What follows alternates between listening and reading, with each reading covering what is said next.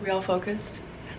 Okay. What is up, everybody? Welcome back to my channel. If you're new around here, hi, I'm Stephanie. If you're returning, hey, what's up? How you been? If you enjoyed this video today, be sure to give it a thumbs up and then subscribe to me so that you never miss another one of my future videos again.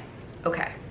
So this is a video that I've been wanting to make for a while and a topic that I've been wanting to dive deeper into for a while. I just haven't been as educated on it, as comfortable to do a video on it, to speak on it without being educated fully. I feel like I'm in a good place right now to have a discussion about it because I would like to frame this video as more of a conversation versus me just kind of like throwing my opinion out there, because I think that there are enough opinions to go around, and I think that conversations are where the magic usually happens. This is also a topic that I have been asked about a million times over, my opinion on it, how I view it. I, again, have not felt comfortable until now disclosing my opinion on Instagram or TikTok comments or listing ways that people can help out, because I don't ever want to mislead people or, you know, misread certain information and then spit it back out, and then it's just like this huge circle of misinformation going around, and I don't want to be somebody that perpetuates that. Without further ado,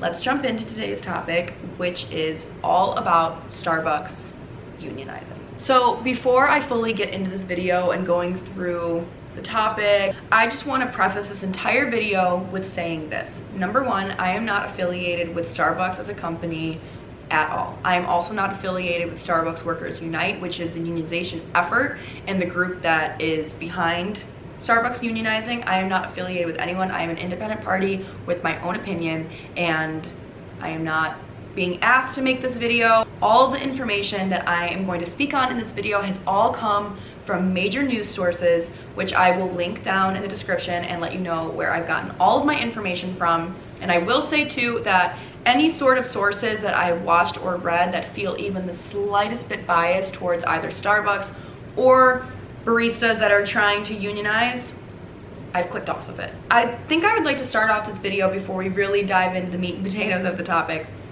with saying this. At the end of the day, no matter what side you stand on, whether you are for Starbucks unionizing or you are against Starbucks unionizing, one thing that I'm going to ask all of you to agree on: everybody, everywhere, deserves to feel valued and appreciated and not exploited in their workplace.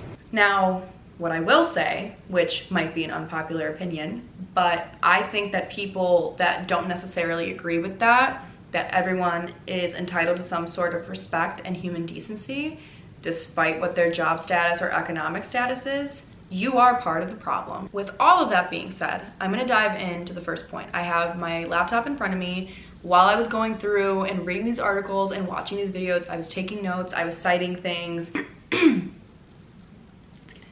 By the way, I'm gonna say the word partners throughout this video. Starbucks refers to their employees as partners, not employees, not coworkers. You get the gist. So just to give you a quick rundown of how this all came to be, her name is Michelle Eisen. I apologize if I'm not pronouncing that correctly, but that's what the video had pronounced her name as.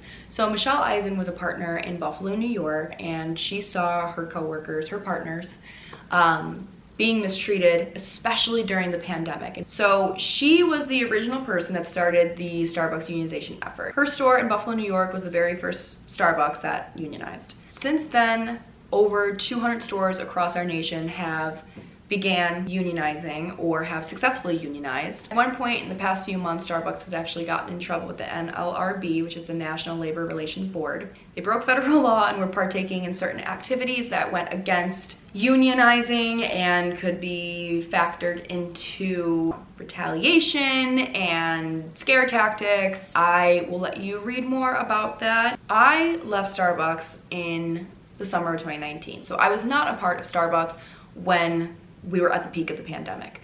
And I know a lot of people, I still had friends that were baristas during that point, and I know a lot of people that were working at Starbucks during the pandemic, and some of the stories that I was hearing just did not match what the company claims to value. What I will say is Starbucks staying open during the pandemic was not a smart move on the company's behalf, because as much as people love their caffeine and love coffee, a Starbucks barista is not an essential worker. And again, that might be an unpopular opinion, but me as a person, I would like to think that people's lives are a lot more valuable than having a barista come to work, risk their health, risk their wellness in order to get somebody their coffee. What I don't understand is that Starbucks has their products in grocery stores across the nation, across the world even. You can purchase Frappuccinos bottled, you can purchase their coffee beans, you can purchase their K-Cups, their tons of different stuff, their cold brew even. You can get it at stores. Now, I'm gonna put on my business owner cap really quickly, and I'm gonna speak from a business owner's perspective. What should have happened during the pandemic was Starbucks should have switched their business model and put more of their focus into their products that you can purchase at stores to have at home. Because isn't that the whole purpose of having your products available in the store, is for people to enjoy at home? Well, during the pandemic, everybody was at home for good reason. It should have been during that time period, or at least the first few months of it, when there was just so much uncertainty about the virus. There should have been a lot more effort and a lot more emphasis for people who enjoy Starbucks products to go and purchase them at your local grocery store and have them at home, so that baristas that are at the cafes can continue to exercise social distancing and not being around the general public. What Starbucks was doing during the pandemic was they were creating block shifts. So if you were assigned as an opener during the pandemic, you would only work as an opener whenever you would come in, and you would work with the same people that were in your block. And then once all of your guys' shifts end in this block, then the closers would come in. So they did that so there'd be little to no contact between the opening block and the closing block. So to limit exposure and to limit how many people you're coming into contact with. It's not essential for a barista to have to be in that close of contact and serving people that they have no idea where these people have been. Starbucks annual revenue for 2020 was $23.518 billion. And in 2020, Starbucks CEO, still Kevin Johnson at the time, Howard Schultz did not step in yet, his total compensation for the year of 2020 was $14.67 million, and in 2021 totaled $20.43 million.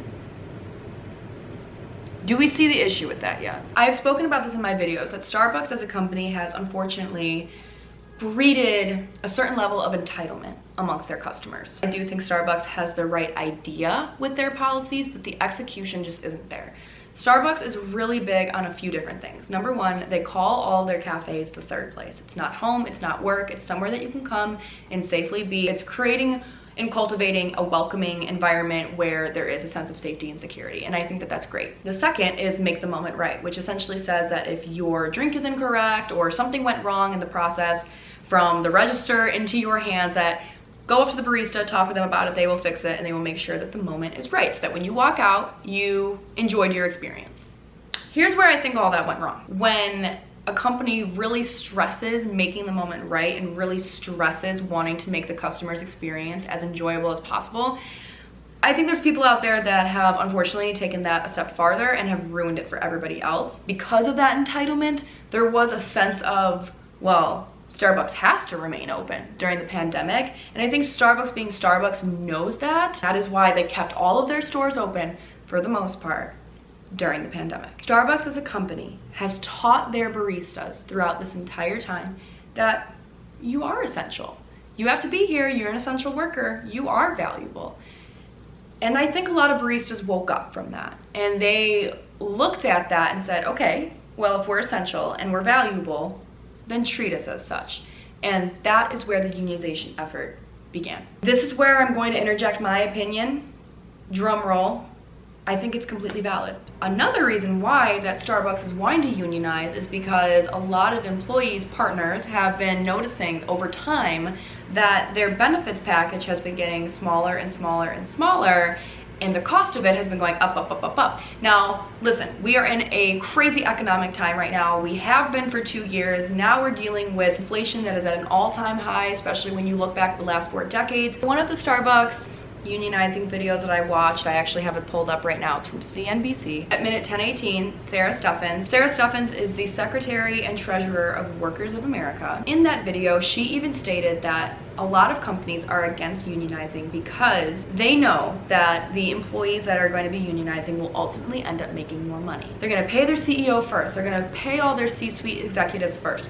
It's going to trickle down from there, and then the last to receive their payment, their paychecks, are the people lowest on the totem pole, which in this case are the baristas. Starbucks is the largest coffee chain in America until I release my own coffee brand. Starbucks ain't going anywhere. They're gonna continue to do millions and billions every single year. So what I don't understand is the entire reason that employees look to unionize is because they want to be treated better. They want to be paid better. A lot of companies do not like when their employees look to unionize. But here's how you can get your employees to never even think about unionizing. Treat them well. As good as $15 an hour minimum wage is, it's not cutting it right now. In that same video, I'm going to cite it again at minute 9:02. John Logan, PhD, Labor and Employment Studies professor at San Francisco State University, said in this video that Starbucks as a company attracts a certain type of employee, a certain type of partner. These employees share these progressive values. Starbucks has always been looked at as a very progressive company. I can attest to that as well. I had that view of them, which is what ultimately kept me around for 3 years. What John Logan is trying to stress in this portion of his interview is that Starbucks has attracted people that share the same values as the company. Starbucks has hired the exact type of person that would make the unionization movement so successful and so dynamic. One thing that some of these baristas at the Buffalo, New York location have talked about is that there were a lot of stores that were sent support managers, which were essentially managers from other parts of the country that came over to their stores to support them. But in reality, what actually ended up happening was those managers were basically put in place by corporate in order to stop any sort of conversation on the floor, on the clock, of organizing a union. With all of that being said, here's where I stand on this. I think two things. First thing being, if you as a company do not want your employees to unionize, then treat them better. Now, a big argument against unionizing, especially in food service, hospitality, customer service-based roles, is because there is such a high turnover rate. Well, why is there a high turnover rate? There are several pros and cons to unionizing. I'll list 2 pros right here from the same article. Unions increase pay and benefits for workers. Unions set up formal processes for disputes and complaints. A couple cons, just so that I'm being completely fair. Unions can require dues and fees that some workers might not want to pay. Unions can lead to a closed culture that makes it hard to diversify the workforce and weed out bad actors. There's going to be pros and cons with everything. I'm going to keep watching this and keep seeing how this all unfolds. And again, I'm not going to give advice on how you can best support this. I'm going to leave that up to some of these support pages.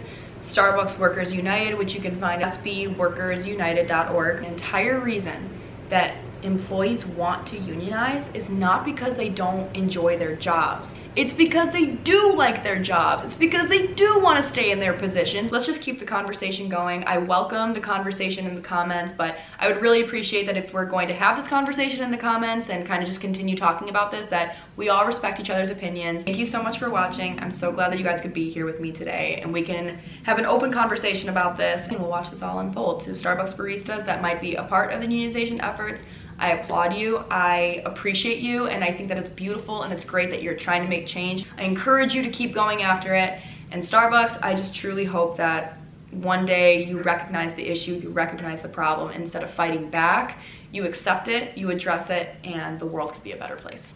All right, you guys, take care of yourself, be nice to a barista, please be nice to a barista, they need it now more than ever. But most importantly, be nice to yourselves. Okay, I'll see you guys later. Bye.